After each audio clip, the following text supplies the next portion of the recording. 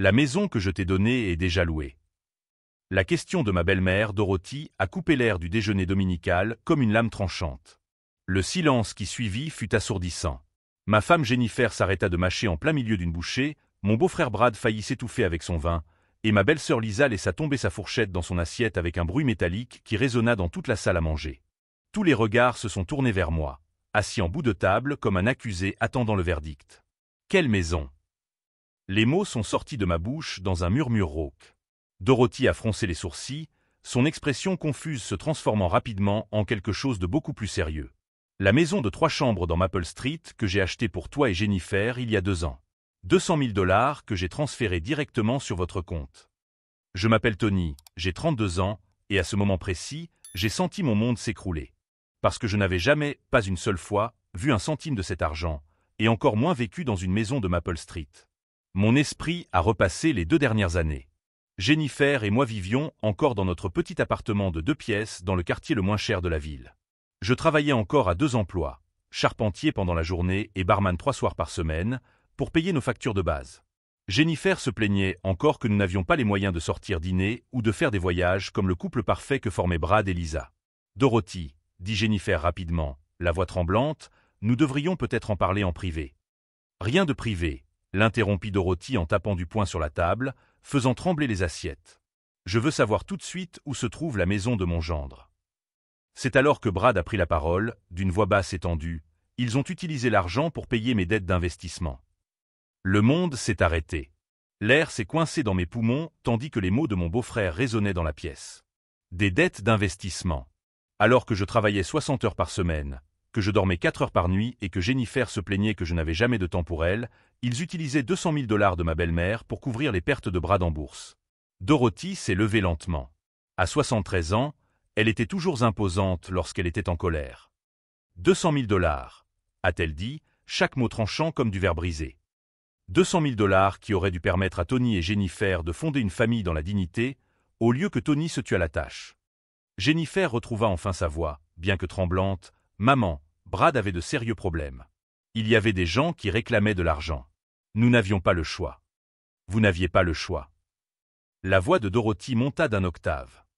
Vous aviez le choix de me dire la vérité au lieu de mentir et de laisser Tony souffrir. Je regardais Jennifer, ma femme depuis 5 ans. La même femme que je réveillais tous les matins à 5 heures pour préparer le café avant de partir travailler. La même qui se plaignait que notre appartement était trop petit, que nous n'allions jamais dans des restaurants chers, qu'elle méritait une vie meilleure. La même qui savait, chaque jour, que je me tuais à la tâche en pensant que nous n'avions l'aide de personne. Depuis quand? Ai-je demandé, d'une voix plus ferme que je ne le ressentais.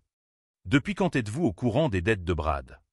Le silence qui a suivi était plus révélateur que n'importe quelle réponse.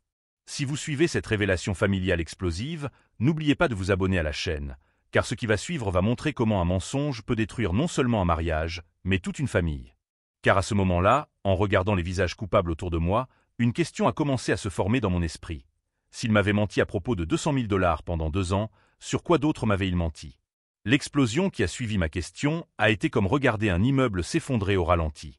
Jennifer s'est levée si brusquement qu'elle a renversé son verre de vin rouge, créant une tache écarlate qui s'est répandue sur la nappe blanche comme du sang frais. « Brad, pourquoi as-tu dit ça ?»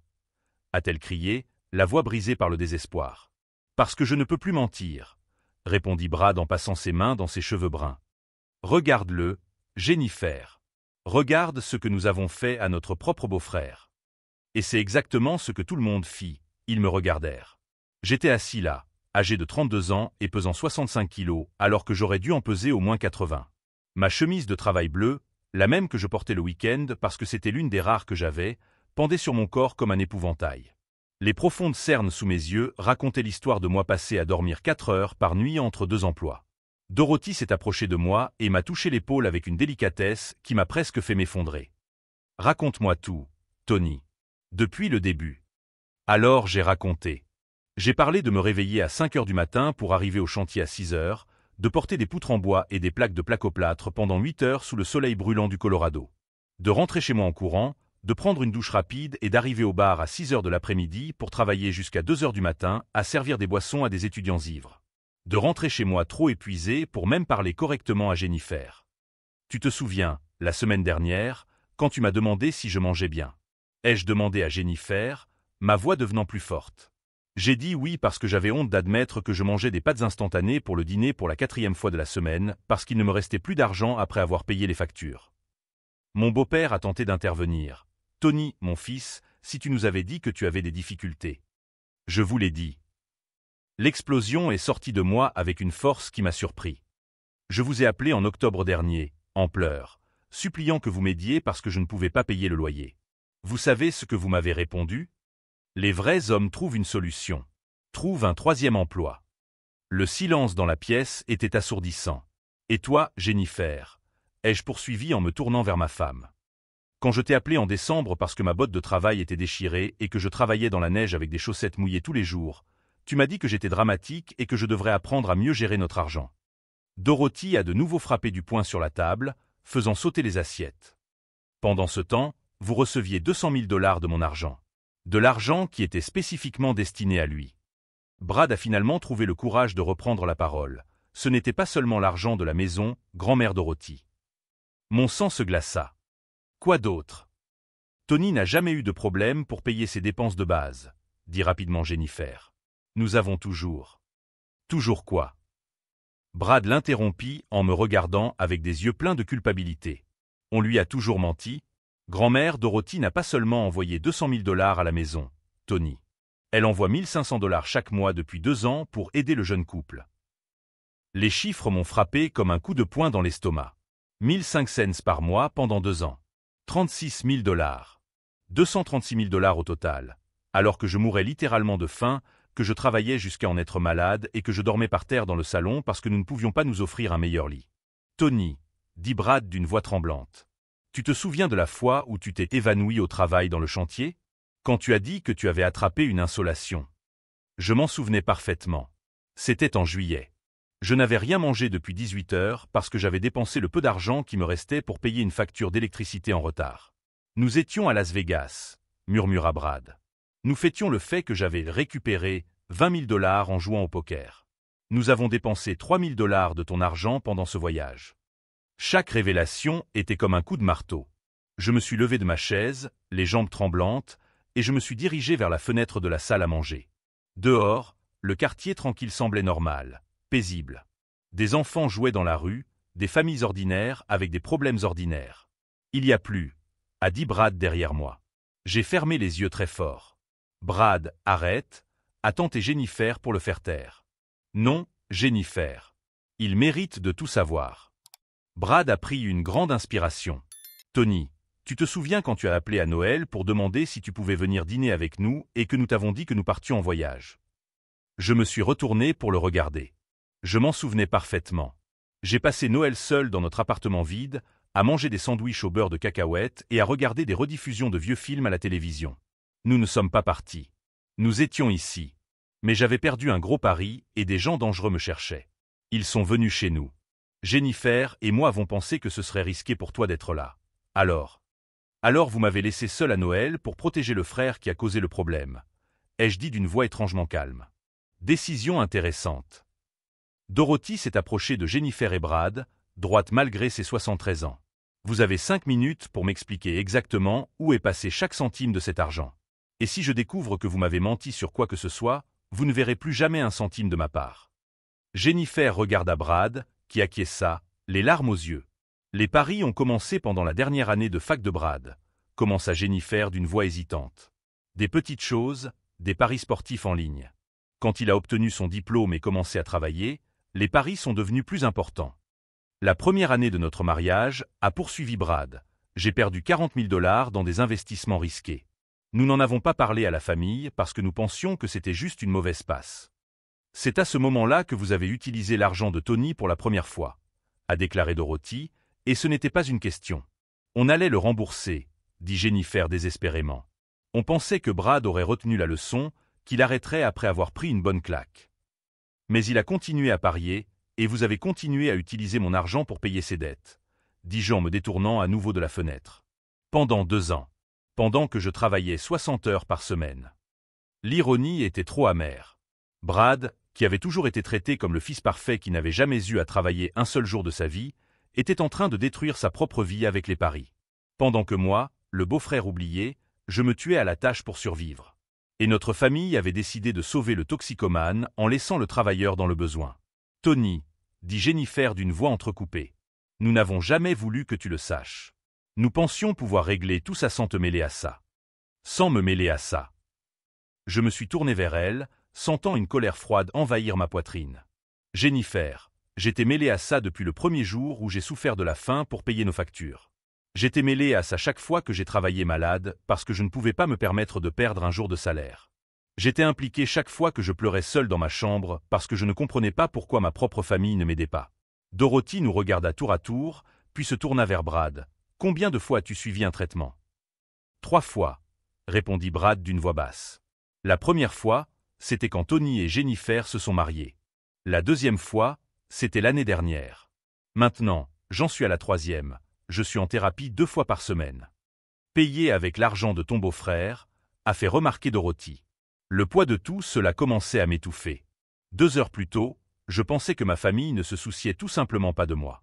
Maintenant, je découvrais qu'elle se souciait suffisamment de moi pour me voler mon avenir afin de sauver Brad. Je dois partir d'ici, ai-je annoncé en me dirigeant vers la porte.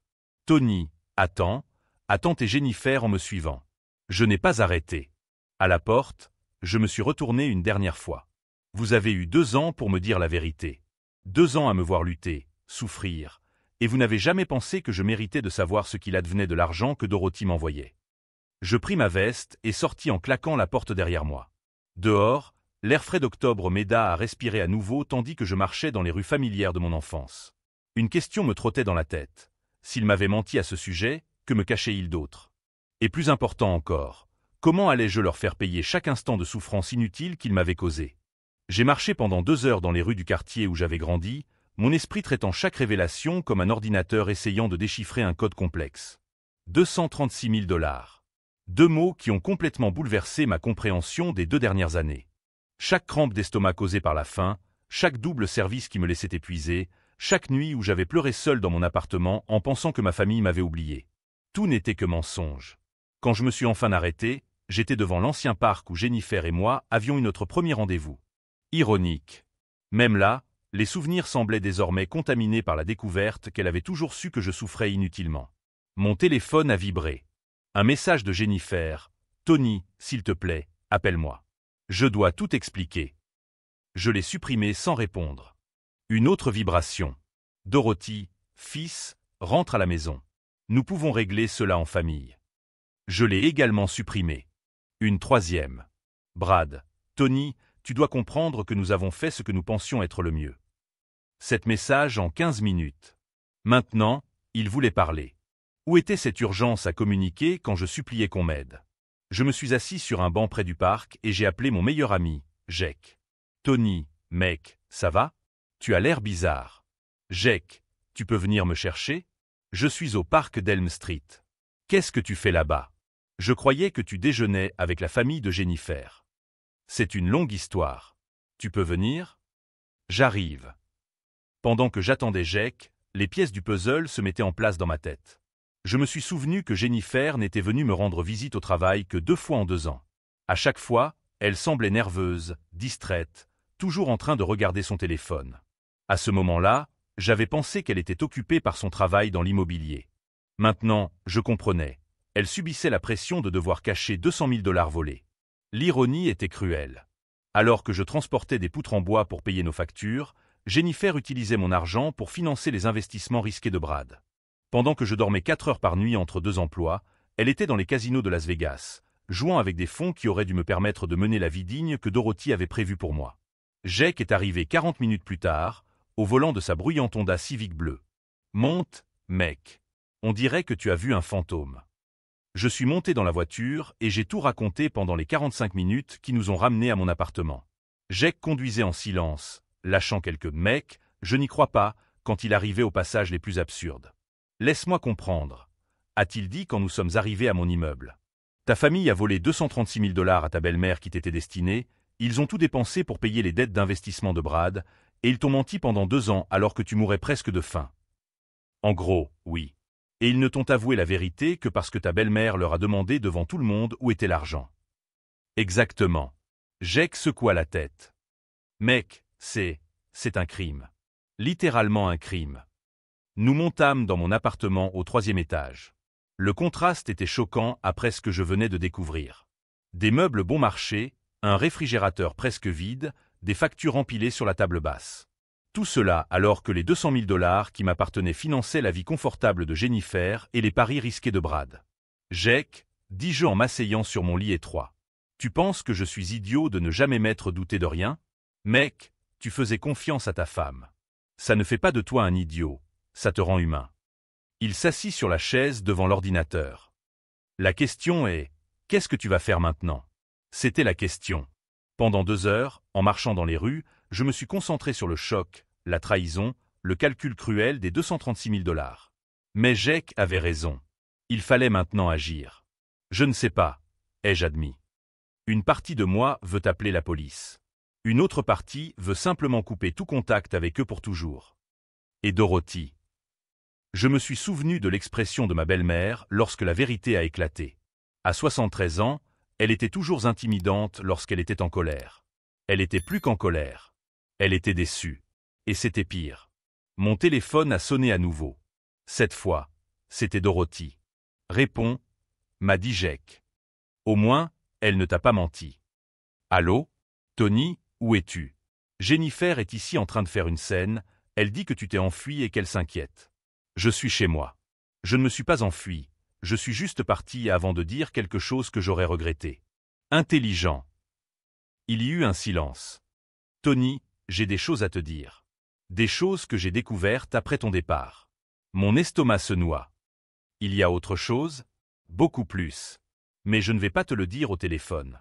Tu as quelque chose de prévu demain après-midi? Je dois travailler au chantier, mais je peux m'absenter. Non, ne manque pas le travail à cause de cette histoire. Ils t'ont déjà causé assez de tort. » Sa voix était ferme. « Es-tu libre mercredi après-midi, après 14 heures? » Parfaitement. Je passe te chercher à ton appartement à 14h30. Nous devons avoir une longue conversation. Après avoir raccroché, Jake m'a regardé avec impatience. « Il y a autre chose, » dit-il. Je ne sais pas quoi, mais d'après le ton de Dorothy, ce que nous avons découvert aujourd'hui n'est que la partie émergée de l'iceberg. Je passais toute la nuit éveillé, à fixer le plafond de ma chambre et à essayer d'imaginer les autres mensonges que ma famille m'avait racontés. S'ils avaient menti au sujet de 236 000 $ pendant 2 ans, sur quoi d'autre avaient-ils menti? Le lundi matin, je me suis réveillé avec une étrange lucidité. Alors que je me préparais pour une nouvelle journée à transporter des poutres sur le chantier, j'ai pris une décision. Je ne serai plus la victime passive de cette histoire. Jennifer avait choisi Brad plutôt que moi.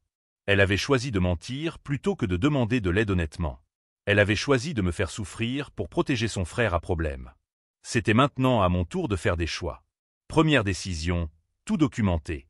Chaque message, chaque appel, chaque tentative de leur part pour minimiser ou justifier leurs actes. Deuxième décision, découvrir exactement l'étendue des dégâts qu'ils avaient causés.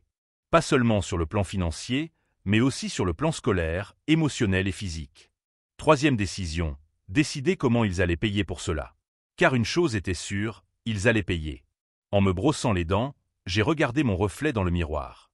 Mon visage émacié, mes cernes, l'apparence de quelqu'un de bien plus âgé que 32 ans. 2 années de souffrances inutiles inscrites sur ma peau. Mais derrière la fatigue, j'ai vu quelque chose de nouveau. Une détermination froide qui n'avait jamais été là auparavant. Jake avait raison sur un point. C'était un crime. Et les criminels doivent assumer les conséquences de leurs actes. Sur le chantier, pour la première fois depuis des mois, je ne me sentais pas épuisé en transportant les poutres en bois. Chaque mouvement était alimenté par une énergie différente. L'énergie de quelqu'un qui avait enfin compris qu'il avait été trompé et qui avait décidé d'agir. Mon superviseur, Carlos, a remarqué la différence. « Tony, mec, tu as l'air différent aujourd'hui. Moins, je ne sais pas, moins brisé. » « Je vais bien, Carlos. En fait, pour la première fois depuis longtemps, je vais vraiment bien. » Pendant la pause déjeuner, en mangeant mon sandwich au beurre de cacahuète, ironiquement, le même que je mangeais quand je pensais que nous n'avions pas d'argent, j'ai commencé à faire une liste sur mon téléphone. Une liste de questions auxquelles Dorothy répondrait mercredi. Une liste de preuves que je devais rassembler. Une liste de personnes qui pourraient m'aider. Et en haut de tout cela, une seule question qui me trottait dans la tête. Si Jennifer était prête à me voler 236 000 $, de quelles autres trahisons était-elle capable? La réponse à cette question allait arriver plus tôt que je ne le pensais. Car le mercredi à 14h30, lorsque Dorothy m'en dirait beaucoup plus sur ce qu'elle avait découvert, je comprendrais enfin que ce n'était pas seulement mon argent qui avait été volé. C'était toute ma vie. Le mercredi à 2h30 pile, Dorothy était dans le parking de mon immeuble au volant de sa Mercedes classe C noire. À 73 ans, elle conduisait toujours avec la précision de quelqu'un qui a bâti un empire à partir de rien et qui n'a jamais perdu le contrôle de quoi que ce soit. Monte, Tony. Nous avons beaucoup de choses à discuter. Alors que nous quittions la ville, une seule question me trottait dans la tête. Si Jennifer avait menti au sujet de 236 000 $ pendant 2 ans, de quelles autres trahisons était-elle capable? Dorothy a conduit en silence pendant les 15 premières minutes, les mains fermement agrippées au volant. Aujourd'hui, son attitude dégageait une détermination froide qui me rendait à la fois curieux et nerveux. « Où allons-nous » demandai-je lorsque nous passâmes le panneau indiquant la sortie de la ville. « Dans un endroit où nous pourrons parler sans être dérangés », répondit-elle, le regard fixé sur la route. Jennifer a essayé de m'appeler 17 fois depuis dimanche. Sa mère est venue chez moi hier en pleurant, me suppliant de comprendre leur situation. Mon estomac se noie. Et tu as compris. Dorothy eut un rire amer. Oh, je comprends bien mieux qu'il ne le pense. Nous arrivâmes à un petit restaurant routier à une trentaine de kilomètres de la ville. Le genre d'endroit où les camionneurs s'arrêtent pour manger une tarte aux pommes et boire un café fort. Dorothy choisit une table dans le coin le plus discret et commanda 2 tasses de café. « Tony » commença-t-elle en sortant un dossier en carton de sous son bras. « Ce que je vais te montrer va être difficile à digérer, mais tu mérites de connaître toute la vérité. » Elle ouvrit le dossier et en sortit une pile de relevés bancaires. « Après votre départ dimanche, j'ai appelé mon comptable et lui ai demandé de vérifier tous les virements que j'ai effectués à Jennifer au cours des 5 dernières années. 5 ans. Mon cœur s'est emballé.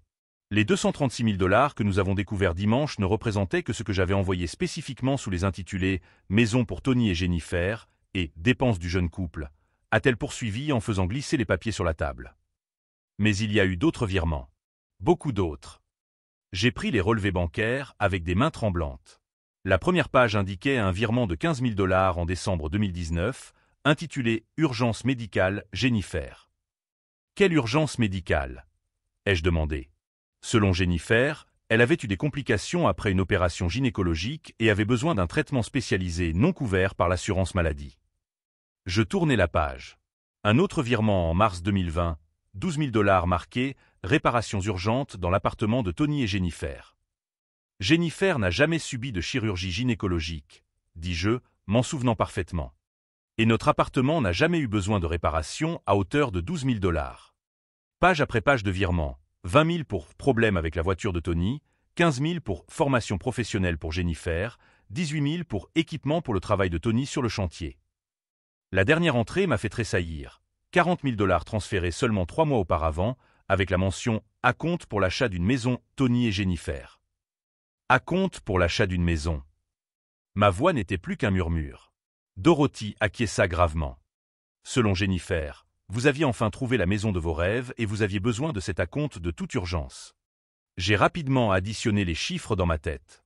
En plus des 236 000 $ qu'il m'avait volés, il y avait au moins 120 000 $ supplémentaires pour de fausses urgences. 356 000 $, a dit Dorothy, lisant dans mes pensées. En 5 ans.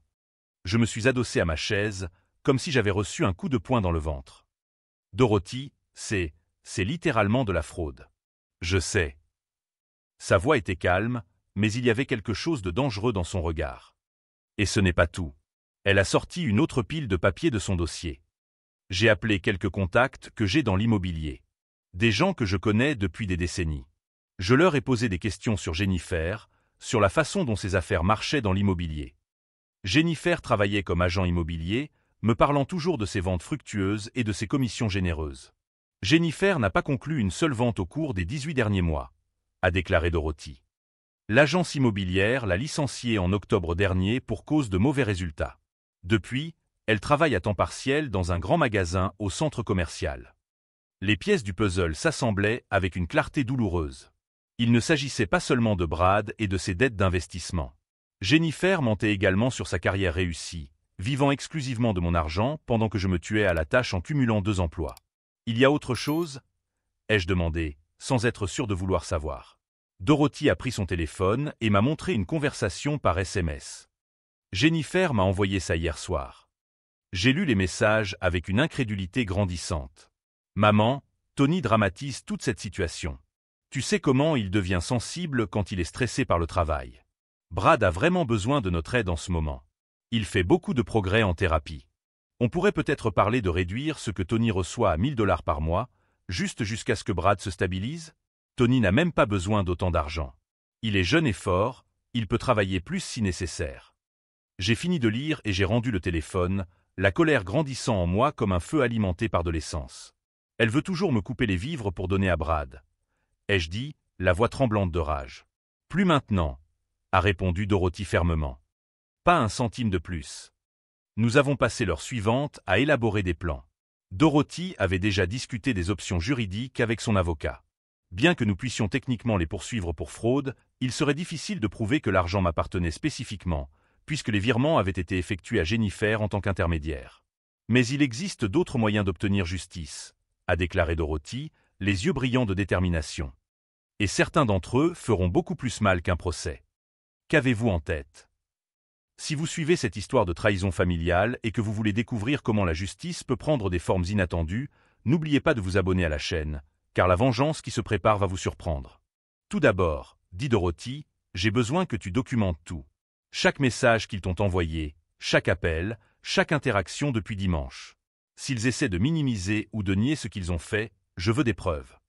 Je pris mon téléphone et lui montrai les 42 messages non lus de Jennifer et Brad depuis dimanche. Je m'en occupe déjà. Bien. Deuxièmement, je veux que tu me racontes exactement comment ces 5 dernières années ont affecté ta santé, tes perspectives de carrière, ta vie personnelle. Tout. J'ai passé les 20 minutes suivantes à lui raconter chaque détail. Comment j'avais perdu du poids jusqu'à atteindre un poids dangereusement inférieur à la normale. Comment ma productivité sur le chantier avait diminué parce que j'étais toujours épuisé. Comment j'avais raté des opportunités de promotion parce que je ne pouvais pas suivre de formation en travaillant 60 heures par semaine. Comment ma relation avec Jennifer s'était détériorée parce que je n'avais jamais l'énergie pour rien d'autre que travailler et dormir.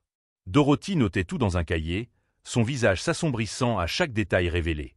Troisièmement, dit-elle lorsque j'eus terminé, je veux que vous acceptiez quelque chose que je vais vous proposer, même si cela peut vous sembler excessif au premier abord. Qu'est-ce que c'est? Je vais transférer 500 000 $ sur un compte que j'ouvrirai spécialement pour vous. Ce n'est pas de la charité. C'est une restitution. C'est ce que vous auriez dû recevoir dès le début, avec des intérêts pour les 5 années de souffrance. J'ouvris la bouche, mais aucun son n'en sortit. De plus, continua-t-elle, je veux que vous arrêtiez immédiatement de travailler. Concentrez-vous uniquement sur votre santé. Suivez les cours que vous avez toujours voulu suivre. Reconstruisez votre vie. Dorothy, je ne peux pas accepter autant d'argent. Vous le pouvez et vous le ferez. Sa voix ne laissait aucune place à la discussion. Tony, au cours des 5 dernières années, j'ai donné plus de 350 000 $ à ta famille sur la base de mensonges. 500 000 $ pour toi, sur la base de la vérité, c'est le moins que je puisse faire. Et Jennifer. Dorothy rangea les papiers dans le dossier avec des gestes précis. Jennifer et Brad ont appris à vivre avec de l'argent volé pendant 5 ans. Maintenant, ils apprendront à vivre sans. Mais il y a quelque chose de plus important, dit-elle en me regardant droit dans les yeux. J'ai besoin que vous me disiez exactement ce que vous comptez faire de cette information. La question resta en suspens entre nous. Pendant 3 jours, j'avais ressenti de la colère, de la trahison, de l'incrédulité. Mais maintenant, avec toute l'étendue du mensonge révélé, je sentais quelque chose de différent se solidifier en moi. Je veux qu'ils ressentent exactement ce qu'ils m'ont fait ressentir, ai-je dit lentement. Je veux qu'ils connaissent le désespoir de ne pas savoir comment ils vont payer leurs factures. Je veux qu'ils ressentent l'humiliation d'avoir à supplier pour obtenir de l'aide et d'être rejetés. Dorothy a acquiescé. Et Brad? Je pensais à mon beau-frère pendant un moment. Brad a besoin d'une aide réelle. Pas d'argent pour continuer à investir de manière risquée, mais un véritable traitement. Mais ce n'est pas à moi de le sauver alors que je me noie. Parfait. Alors faisons comme suit. Dorothy esquissa un plan à la fois simple et dévastateur. Tout d'abord, elle couperait complètement son soutien financier à Jennifer. Ensuite, elle s'assurerait que toute la famille élargie sache exactement pourquoi elle retirait son soutien. Troisièmement, elle transférerait tous les biens et investissements que Jennifer espérait hériter à une fondation à mon nom. Mais le plus important, dit-elle en me regardant dans les yeux, c'est que tu prospères, que tu te remettes sur pied, que tu réussisses et que tu sois heureux. La meilleure vengeance, c'est de bien vivre. Lorsque nous avons quitté le restaurant 2 heures plus tard, j'avais un plan complet et les ressources nécessaires pour le mettre en œuvre. Et surtout, j'avais le soutien et l'approbation de quelqu'un qui tenait vraiment à moi. De retour en ville, Dorothy a fait une dernière remarque. « Tony, Jennifer va tout faire pour te convaincre d'intercéder en sa faveur. Elle fera appel à ta culpabilité, à l'amour du mariage, à la responsabilité familiale. Es-tu prêt à cela ?» J'ai regardé par la fenêtre de la voiture, voyant les montagnes du Colorado s'élever majestueusement dans le ciel bleu. Pendant 5 ans, j'avais contemplé ces mêmes montagnes en me rendant à des emplois qui m'épuisaient, me demandant pourquoi ma famille ne se souciait pas assez de moi pour m'aider. Maintenant, je savais qu'ils s'en souciaient suffisamment pour me voler. « Je suis prêt », ai-je répondu. Et pour la première fois depuis des années, j'ai vraiment cru en mes propres mots. Car la guerre ne faisait que commencer. Et cette fois, j'avais les armes nécessaires pour gagner. La première bombe a explosé le lundi matin. Dorothy a appelé Jennifer pour lui demander de la rejoindre à la banque afin de revoir certains investissements, comme elle l'a dit naturellement. Pendant ce temps, pour la première fois en 5 ans, je n'étais pas pressé d'aller travailler. C'était une sensation étrange, presque irréelle. À 2 heures de l'après-midi, mon téléphone a sonné. « C'est fait », a simplement dit Dorothy. J'ai clôturé tous les comptes, annulé tous les virements automatiques. Jennifer est devenue pâle quand je lui ai montré les relevés. 2 heures plus tard, mon téléphone a explosé. « Jennifer, Tony, ta belle-mère est devenue folle. Tu dois lui parler. »« Brad, mec, Dorothy a tout coupé. On ne peut même plus payer les factures de base. » Je les ai toutes ignorées. Le mardi, Dorothy est passée à la 2e phase. Elle a raconté à toute la famille exactement ce qu'il m'avait fait. Mon téléphone n'arrêtait pas de sonner. « Tante Carole, 356 000 $. Tony, comment as-tu survécu ?» Je lui ai expliqué brièvement. Quand j'ai eu fini, elle était furieuse. Je vais parler à Jennifer. C'est impardonnable. L'histoire s'est répandue comme une traînée de poudre. Chaque appel de parents indignés était une source de soutien supplémentaire que Jennifer perdait à jamais. L'explosion a eu lieu vendredi. Jennifer est arrivée à mon appartement, désespérée. « Tony, tu dois arrêter ça. On ne peut pas payer le loyer sans Dorothy. Comment s'est passé ton travail au grand magasin cette semaine ?» ai-je demandé calmement. Elle pâlit. « Comment l'as-tu su ?»« Jennifer, tu m'as menti sur ta carrière florissante pendant que tu me volais. Dorothy a découvert que tu avais été licencié de l'agence immobilière il y a 18 mois. Je peux trouver de l'argent, dit Jennifer désespérément. J'ai quelques économies. Des économies. Je ris amèrement. Tu veux dire les 356 000 $ qu'ils m'ont volés? La confrontation que j'avais imaginée eut lieu samedi. Dorothy convoqua une réunion chez elle pour clarifier définitivement la situation financière. J'arrivai avec un dossier contenant toutes les preuves. Jennifer et Brad semblaient avoir vieilli de plusieurs années. Brad évitait mon regard. « Eh bien », commença Dorothy en sortant des documents de son porte-documents. « J'ai annulé tout soutien financier.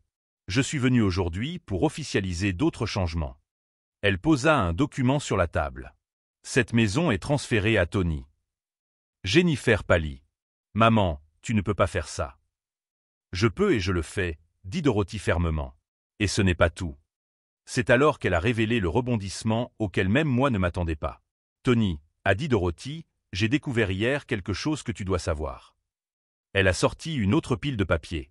Jennifer n'a pas seulement menti au sujet de son travail. Elle a ouvert 3 cartes de crédit à ton nom au cours des 2 dernières années. Mon sang se glaça. Quoi? 78 000 $ de dettes dont tu ne savais rien. Toutes utilisées pour couvrir ses dépenses personnelles et les dettes de Brad. Jennifer se leva, tremblante. « Tony, j'allais te le dire. »« Quand ?» criai-je, perdant enfin mon sang-froid. « Quand la maison serait saisie. Quand il viendrait m'arrêter pour des dettes que je n'ai pas contractées. »« Il y a plus, » dit Dorothy, d'une voix dangereusement calme. « Jennifer, dites à votre mari que vous avez contracté un emprunt de 40 000 $ la semaine dernière en mettant la maison en garantie. » Le silence qui suivit fut assourdissant. « Quel prêt ?» demandai-je, d'une voix étrangement calme. Je pensais qu'on pourrait s'arranger. Jennifer se mit à pleurer. Dorothy posa le dernier document sur la table. Voici le contrat de prêt. Jennifer a utilisé de fausses informations sur ses revenus et a mis votre maison en garantie. Le paiement est dû dans 30 jours. C'était comme voir un immeuble s'effondrer. Non seulement on m'avait volé 356 000 $, mais on avait contracté une dette de 118 000 $ à mon nom et hypothéqué notre maison. Jennifer, dis-je en me levant lentement, tu as complètement détruit notre vie financière. Tony, on peut s'en sortir ensemble. Ensemble. Je l'ai regardé.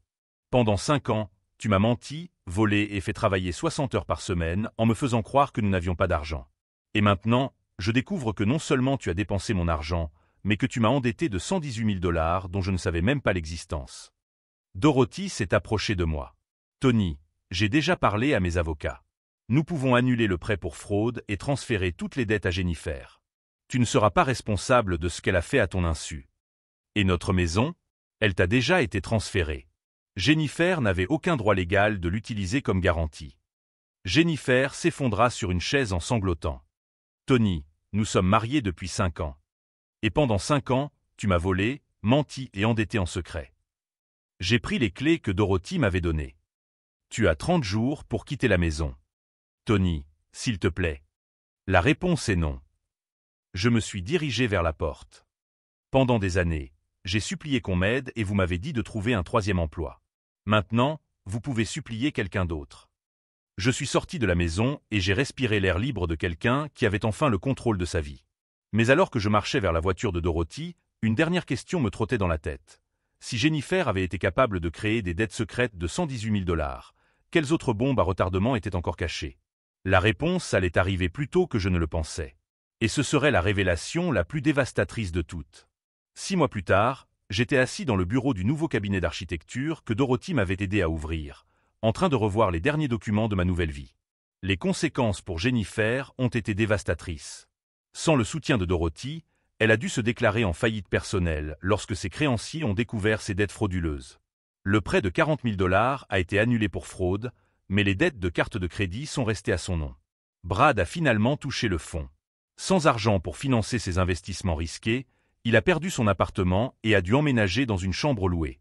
La dernière fois que j'ai eu de ses nouvelles, il travaillait à temps partiel dans un garage, essayant de réunir l'argent nécessaire pour suivre un véritable traitement contre son addiction au jeu. Jennifer a essayé de m'appeler 63 fois au cours des 2 premières semaines. J'ai bloqué son numéro après le 10e message me demandant une seconde chance. Comment vous sentez-vous par rapport à tout cela? M'a demandé mon nouveau thérapeute, le docteur Martinez, lors d'une de nos séances hebdomadaires. Soulagé, ai-je répondu honnêtement. Pour la première fois en 5 ans, je n'ai pas l'impression de porter le poids du monde sur mes épaules. Et c'était vrai. Avec le soutien de Dorothy, j'avais quitté mes 2 emplois et me consacrais entièrement à reconstruire ma carrière d'architecte. J'avais retrouvé la santé, pris du poids, de la masse musculaire, et pour la première fois depuis l'âge de 25 ans, j'avais l'air de quelqu'un de mon âge. La semaine dernière, Jennifer m'a appelé d'un numéro inconnu pour la première fois depuis des mois. Tony, ton père est à l'hôpital. Il a fait une dépression nerveuse à cause du stress financier. Pourrais-tu nous aider à payer les frais médicaux? L'ironie était amère. Ils avaient dépensé 356 000 $ en mensonges et maintenant ils me demandaient de l'aide pour une urgence réelle. Jennifer, ai-je dit calmement, tu te souviens quand je t'ai supplié de m'aider parce que je mourais de faim? Tu m'as dit de trouver un 3e emploi. Tony, s'il te plaît. La réponse est non. Bonne chance. J'ai raccroché et bloqué le nouveau numéro. Dorothy a commencé à me rendre visite chaque semaine, toujours avec des histoires sur la façon dont notre famille élargie réagissait à la situation. Tante Carole veut savoir si tu viendras à son barbecue cet été, m'a-t-elle dit pendant notre déjeuner du dimanche. Elle a dit que tu étais toujours le bienvenu, mais pas Jennifer. Nous avons ri ensemble. À 73 ans, Dorothy était devenue non seulement ma bienfaitrice financière, mais aussi ma mentor dans la vie. Tony, dit-elle en devenant sérieuse, je veux que tu saches que je suis fier de toi. Pas seulement pour la façon dont tu as géré cette situation, mais pour la personne que tu es devenue tout au long de ce processus. Merci, Dorothy. Pour tout. Tu sais ce dont je suis le plus fier? Demanda-t-elle en souriant. Tu aurais pu utiliser cet argent pour te venger cruellement. Tu aurais pu humilier Jennifer publiquement ou ruiner sa vie pour le plaisir. Mais tu t'es contenté de lui retirer le soutien qu'elle ne méritait pas et de la laisser faire face aux conséquences naturelles de ses actes. Elle avait raison. J'aurais pu faire bien pire. J'aurais pu révéler tous ses mensonges au grand jour. J'aurais pu la poursuivre pour fraude. J'aurais pu lui rendre la vie impossible. Au lieu de cela, j'ai simplement cessé d'être sa victime. Aujourd'hui, alors que je m'apprête à ouvrir ma 2e succursale, Je sais exactement qui je suis et ce que je vaux. 5 années à travailler 60 heures par semaine m'ont appris la résilience. Découvrir la trahison de Jennifer m'a appris la différence entre l'amour véritable et la manipulation. La véritable transformation s'est produite à l'intérieur de moi. J'ai appris que je mérite d'être traité avec respect, que je ne suis pas responsable de sauver des gens qui ne veulent pas être sauvés, et que parfois, la famille que l'on choisit est plus importante que celle dans laquelle on est né. Dorothy, le docteur Martinez, mon nouvel associé James, mes clients qui sont devenus des amis. Voilà les personnes qui me soutiennent, me respectent et croient en mon potentiel. La semaine dernière, j'ai reçu une lettre de Jennifer. C'était la première fois qu'elle me donnait de ses nouvelles depuis des mois. Tony, je sais que je ne mérite pas ton pardon. Je sais que j'ai gâché des opportunités que tu n'as jamais eues. Je veux que tu saches que je suis en thérapie pour la première fois de ma vie. Je ne te demande ni argent ni pardon. Je voulais juste que tu saches que j'ai enfin compris ce que je t'ai fait, et que j'en suis désolé. J'ai gardé la lettre dans un tiroir. Peut-être que je répondrai un jour. Peut-être pas. Le pardon est quelque chose qui se donne quand on est prêt, pas quand quelqu'un le demande. Si cette histoire de dépassement de soi et de justice vous a touché, abonnez-vous à notre chaîne, car nous avons des dizaines d'histoires sur des personnes qui ont refusé d'accepter l'injustice et se sont battues pour reprendre leur vie en main. Aujourd'hui, 3 ans après ce déjeuner dominical qui a tout changé, j'ouvre mon deuxième cabinet d'architecture. Dorothy sera là, dans le public, avec le docteur Martinez et James. Jennifer ne sera pas là. Brad non plus. Et pour la première fois, cela ne me fait pas de peine. Car j'ai découvert que je n'ai pas besoin de l'approbation de ceux qui m'ont fait du mal pour valider ma réussite. La meilleure vengeance, après tout, c'est simplement de bien vivre.